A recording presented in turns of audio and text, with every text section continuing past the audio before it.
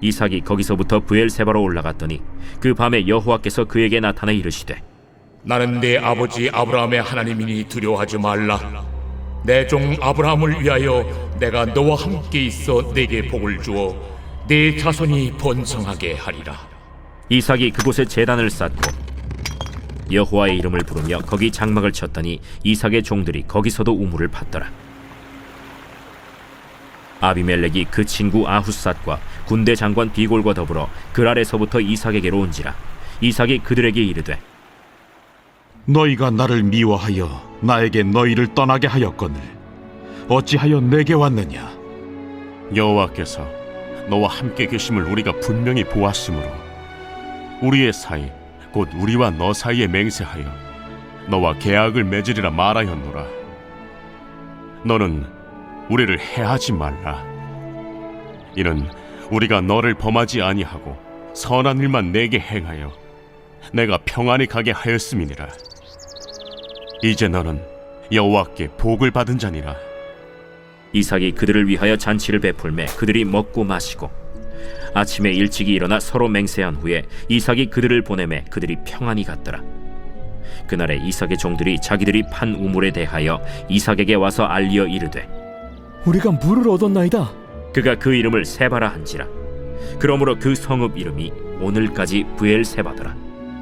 에서가 40세에 해쪽 속 브에리의 딸 유딧과 해쪽 속 엘론의 딸 바스맛을 아내로 맞이하였더니 그들이 이삭과 리브가의 마음에 근심이 되었더라. 에브리데이 썬데이, 우리의 매일을 썬데이로 세팅하라. 할렐루야. 오늘 선셋 메시지를 통하여서 이삭처럼 하나님이 함께 계심을 모두가 볼 수 있게 되는 그런 복을 누리는 저와 여러분 되시기를 축복합니다.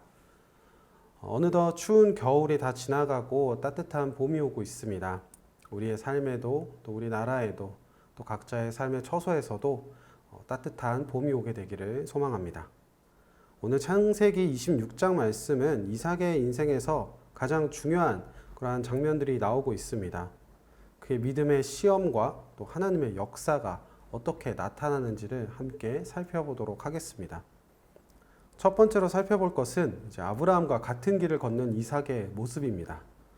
오늘 말씀은 창세기 21장에서 아브라함과 아비멜렉의 평화 조약을 맺었던 그 장면과 매우 유사한 장면이 나옵니다. 그때에도 아비멜렉은 군대 장관 비골과 함께 아브라함을 찾아와 하나님이 너와 함께 계시는 것을 우리가 보았으니 우리와 함께 평화 조약을 맺자고 제안을 합니다. 그 조약의 내용은 그의 자손들에게 거짓말을 하지 않을 것과 내가 너희에게 친절을 베풀었던 것처럼 너희도 우리에게 친절을 베풀라라는 그런 내용이었습니다.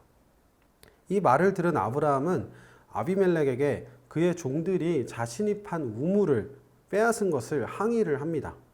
이에 아비멜렉은 자신은 몰랐던 일이라고 하며 암양 새끼 7마리를 증거로 받아 그 우물이 아브라함의 것임을 공식적으로 선언합니다. 그리고 아브라함은 그곳을 브엘세바라고 명명하고 그곳에서 하나님을 예배합니다. 이삭도 아브라함과 같은 길을 걷습니다. 다만 다른 점은 아브라함은 아비멜렉과 언약을 맺고 난 뒤에 하나님을 예배하는 장면이 나오는 반면 이삭은 하나님의 언약을 먼저 받고 하나님을 예배한 뒤에 아비멜렉과 언약을 맺었다는 것입니다. 그리고 아브라함은 우물을 빼앗긴 정황이 성경에 나와 있지 않은 반면 이삭은 에색, 신나, 르호봇이라는 우물을 팠던 것이 자세하게 성경에 쓰여 있습니다. 그런데 여기서 아브라함이 평화 조약을 맺을 때에도 아비멜렉과 비골이 와서 조약을 맺고 갔는데 오늘 말씀에서도 아비멜렉과 비골이 등장을 합니다. 이는 같은 사람일까요? 많은 학자들은 아닐 것이라고 이야기를 합니다. 아브라함이 조약을 맺을 때에는 이삭이 태어난 지 얼마 되지 않았을 때였습니다. 아브라함이 100세에 이삭을 낳았으니 그 즈음일 것입니다. 그런데 아브라함은 175세를 향유하고 주님의 품으로 갔습니다. 그러니 이삭의 나이도 75세가 넘은 나이에 다시 흉년이 들어서 그랄로 가게 된 것입니다. 70년을 넘는 세월 동안 한 왕이 어느 나라를 통치한 기록은 당시에는 찾아보기가 어렵습니다. 또한 아비멜렉이라는 단어 자체가 나의 아버지는 왕이시다 라는 뜻이기 때문에 아비멜렉은 어느 한 사람의 이름이기보다는 블레셋 왕을 통칭하는 이름일 경우가 높습니다. 마치 이집트의 파라오 같은 것이죠. 성경에는 바로라고 기록이 되어 있습니다. 마찬가지로 비골도 블레셋의 최고 군대 장관을 통칭하는 것으로 보입니다. 지금 우리나라로 대입해 보자면 국방부 장관급 정도 되는 것 같습니다. 이것을 왜 짚고 넘어가야 되는가 하면 아브라함과 조약을 맺었던 그 아비멜렉과 이삭과 조약을 맺은 아비멜렉이 동일 인물이라면 아브라함과 맺었던 그 조약은 파기된 것이기 때문입니다. 그 조약을 어겼기 때문입니다. 그는 자신이 친절을 베풀었듯이 아브라함에게도 자신들에게 친절할 것을 제안했었습니다. 그런데 오늘 말씀인 창세기 26장에서는 어떤 일이 일어났는가 하면 블레셋 사람들이 아브라함이 팠던 우물을 다 막고 이삭이 판 우물을 강탈하는 사건이 일어났습니다. 아브라함과 아비멜렉이 했던 조약은 하나님 앞에서 했던 조약이므로 만약 이것을 어겼을 때에는 큰 재앙이 내렸을 것입니다. 그런데 성경에 그러한 말이 없었던 점, 또한 시간이 이미 70년인 이상 흘렀던 점 등 다양한 이유로 이 둘은 같은 인물이 아니고 아비멜렉이라는 이름도 블레셋 왕의 통칭일 것이다 라는 추측이 설득력을 갖게 되는 것입니다. 이전에 조약을 맺었다가 어긴 뒤에 미안하다 다시 조약을 맺자 이런 말이 아니라 완전히 새로운 사람들이 와서 새로운 조약을 맺는 장면이 오늘 말씀인 것입니다. 그럼 왜 또 다시 블레셋 왕이 아브라함의 자손에게 와서 평화협정을 맺자고 하는 것일까요? 심지어 이삭은 그들이 오자 정색을 하면서 너희가 날 내쫓았으면서 왜 나를 찾아왔느냐고 묻는데도 말입니다. 그것은 오늘 말씀 28절에서 29절에 나옵니다. 제가 읽어보겠습니다. 그들이 이르되 여호와께서 너와 함께 계심을 우리가 분명히 보았으므로 우리 사이 곧 우리와 너 사이에 맹세하여 너와 계약을 맺으리라 말하였노라. 너는 우리를 해하지 말라. 이는 우리가 너를 범하지 아니하고 선한 일만 내게 행하여 내게 평안히 가게 하였음이니라. 이제 너는 여호와께 복을 받은 자니라. 아멘. 이전에 아비멜렉이 아브라함을 통해 보았듯 새로운 아비멜렉도 이삭을 보니 하나님이 이들과 함께하고 계시다는 것을 알게 된 것입니다. 믿음의 사람은 남이 봤을 때에도 그가 하나님을 믿는 사람이라는 것이 보여야 합니다. 하나님이 그를 돕고 계시다는 것이 보여야 합니다. 그러나 이것은 우리가 인내를 온전히 이루었을 때 보이게 됩니다. 이삭이 블레셋 사람들의 그 시기와 질투를 견뎌내지 못하고 그 땅을 떠났다면 아비멜렉은 이삭이 하나님과 함께하고 계시다는 것을 보지 못했을 것입니다. 그는 아브라함 때 팠던 우물들이 다 막히고 새로 판 우물들은 빼앗기는 상황에서도 하나님의 약속에 의지하여 애굽으로 내려가지 말고 블레셋 땅에 머물라는 그 약속을 의지하여서 인내하고 다시 새로운 우물을 파는 모습을 보고 사람들이 알게 된 것입니다. 아, 이삭은 하나님과 함께하고 있구나 라는 사실을요. 우리도 이와 같은 축복이 있기를 바랍니다. 우리 삶에서 하나님의 약속을 붙들고 인내를 온전히 이루어 살아감으로써 내 주변의 사람들이 나를 통해 하나님을 보게 되고 하나님을 소망하게 되고 전도가 되는 그런 귀한 은혜가 저와 여러분에게 있기를 소망합니다. 우리 두 번째로 살펴볼 것은 근심이 된 에서의 모습입니다.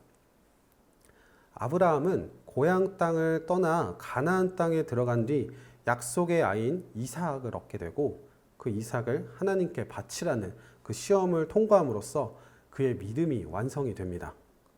이삭도 하나님의 언약에 의지하여서 애굽 땅으로 내려가지 않고 블레셋 땅에서 갖은 수모를 당하면서도 믿음을 지켜내서 그 약속의 성취를 얻습니다.